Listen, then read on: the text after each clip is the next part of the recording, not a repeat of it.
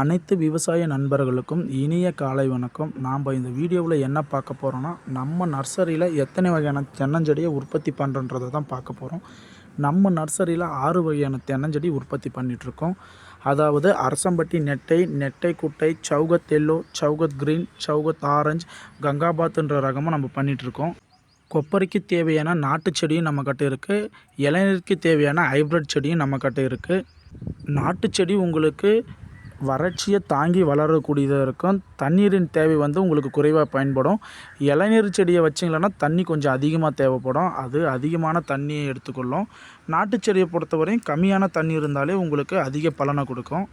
நாட்டு செடி உங்களுக்கு ஒரு ஆண்டுக்கு பார்த்திங்கன்னா 350லேருந்து 450 காயை கொடுக்கும். பராமரிப்பை பொறுத்து ஒரு 50 காய் கூடுதலாகவோ குறைவாகவோ கிடைக்கும். இளநீர் செடியை பொறுத்தவரையும் தண்ணீரின் தேவை உங்களுக்கு அதிகமாக இருக்கும். நம்ம ஆர்எஸ் நர்சரியில் அனைத்து வகையான தென்னஞ்செடியும் இருக்குது. தென்னஞ்செடி தேவைப்படுகிற விவசாய நண்பர்கள் கால் பண்ணலாம். சேலத்தில் இருந்து நம்ம விவசாய நண்பர் ஒரு ஆள் நடவுக்கு செடி வேணும், ஒரு 1500 நாட்டு செடி வேணும்னு சொன்னாருங்க. அவங்களுக்கு பார்த்திங்கன்னா இப்போ 1500 நாட்டு செடி பிடுங்கிட்டு இருக்கோம். இளநீர் செடியை வச்சு நீங்கள் பராமரிச்சுட்டு வரும்பொழுது உங்களுக்கு லாபன்றது இரட்டிப்பாக கிடைக்கும். ஏன்னா இளநீர் உருவாகிறதுக்கு 6 மாதம் போதும். அதாவது பாலை உருவாகி அதுலேருந்து இளநீரை உருவாகிறதுக்கு 6 மாதம் தான். ஆனால் தேங்காயை உருவாகிறதுக்கு பார்த்திங்கன்னா உங்களுக்கு 10லேருந்து 11 மாதம் ஆயிரும். அப்போ உங்களுக்கு இளநீரை கம்பேர் பண்ணும்போது தேங்காவோட வருமானன்றது கம்மியாக இருக்கும். அதனால் முடிஞ்சளவு இளநீரை வைங்க. ஏன்னா இப்போதைக்கு ஒரு இளநீர் பார்த்திங்கன்னா 25 ரூபாய்க்கு கம்மியாக கிடையாது.